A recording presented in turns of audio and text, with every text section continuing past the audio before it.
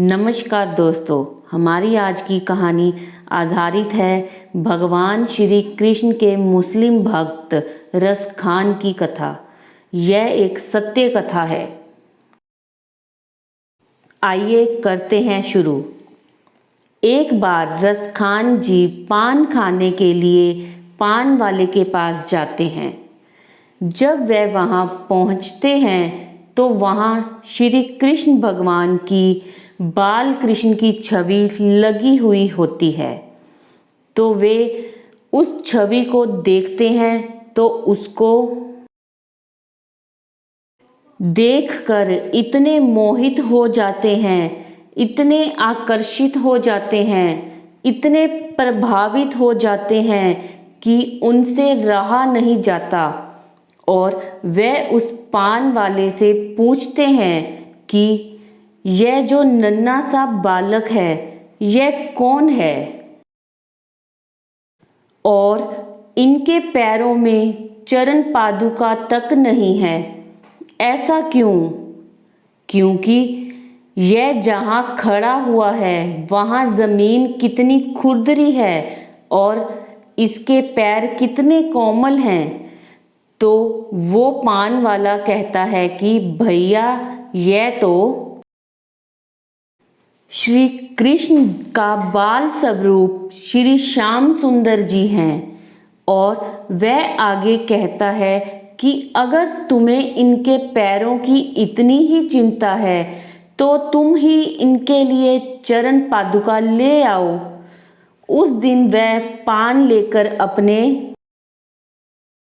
घर चले जाते हैं, लेकिन उनके दिमाग में वह बालक छवि बस जाती है और रात भर उनकी चरण पादुका के बारे में सोचते हैं और अगले दिन सुबह उनके लिए चरण पादुका लेकर पान वाले के पास पहुंच जाते हैं। जब वे उस पान वाले के पास पहुंचते हैं तो पूछते हैं कि यह जो बालक है, यह जो श्याम सुंदर है, यह कहाँ मिलेंगे?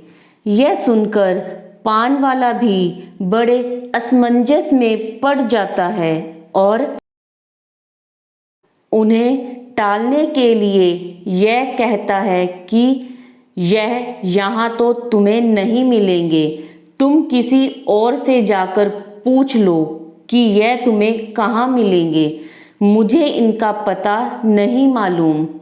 तो रस खान जी वहाँ से चल पड़ते हैं, निकल पड़ते हैं उन्हें ढूंढने के लिए और रास्ते में मिलने वाले व्यक्तियों से पूछते रहते हैं, लेकिन कोई भी उन्हें ढंग से उनका पता नहीं बता पाता।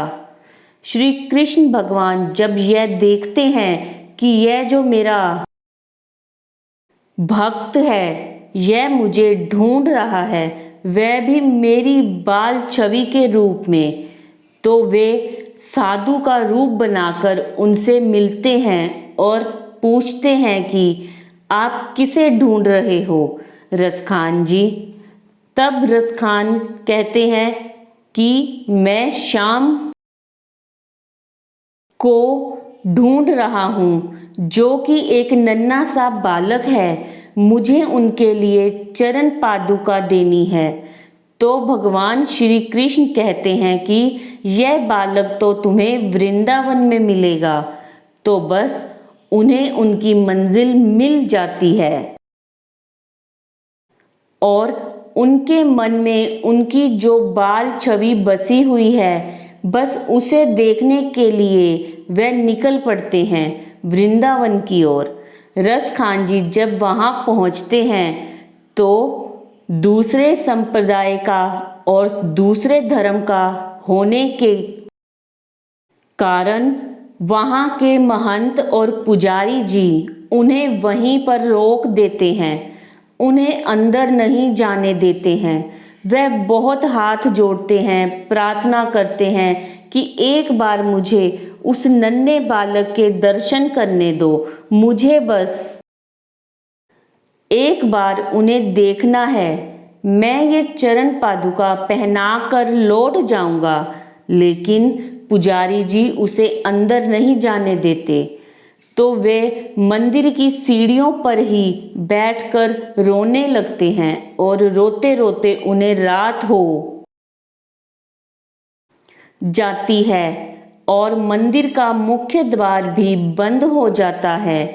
फिर रोते रोते जब वे सो जाते हैं और जब उनकी आंख लग जाती है तो उन्हें नींद में एक अजीब सी आहट सुनाई देती है और उस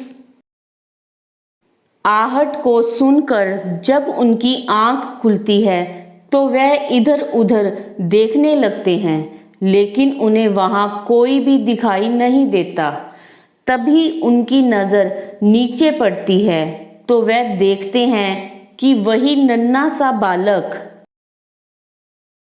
वहां बैठा हुआ होता है, जिसकी छवि उन्होंने उस पान वाले के यहाँ देखी थी और वो उन्हें तुतलाती आवाज में चरण पादुका पहनाने के लिए बोलता है। यह सुनकर रसखान बड़े प्रसन्न एवं बड़े खुश हो जाते हैं और जब वह उन्हें चरण पादुका पहनाने के लिए उनके पैरों को देखते हैं तो उनके पैरों को देखकर उनके पैरों तले की ज़मीन खिसक जाती है। वह देखते हैं कि उनके पैर ऐसे घायल थे जैसे वह किसी ऐसे रास्ते पर चलकर आ रहे हैं जहां राह में पत्थर और कंकर पड़े हों।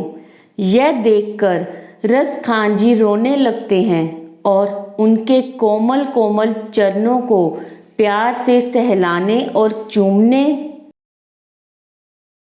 लगते हैं। साथ ही रोते रोते पूछते हैं कि उनकी यह हालत कैसे हो गई। तो वे मासूमियत से कहते हैं कि जिस बाल छवि को आप ढूंढने निकले हैं, मैं उसी बाल छवि में वृंदावन से नंगे पांव दौड़ते हुए आपसे मिलने आया हूँ। तो रसखान जी रोते रोते कहते हैं कि मुझे पता बता देते तो मैं ही चरण पादुका लेकर वहाँ चला आता। फिर रसखान रोते रोते ही उन्हें चरण पादुका पहना देते हैं और कृष्ण जी भी मुस्कुराते हुए चरण पादुकाएं पहन लेते हैं। फिर वहाँ वृंदावन में ही गोस्वामी विठलनाथ जी के सत्संग ने उन्हें परम प्रेमी भक्त बना दिया।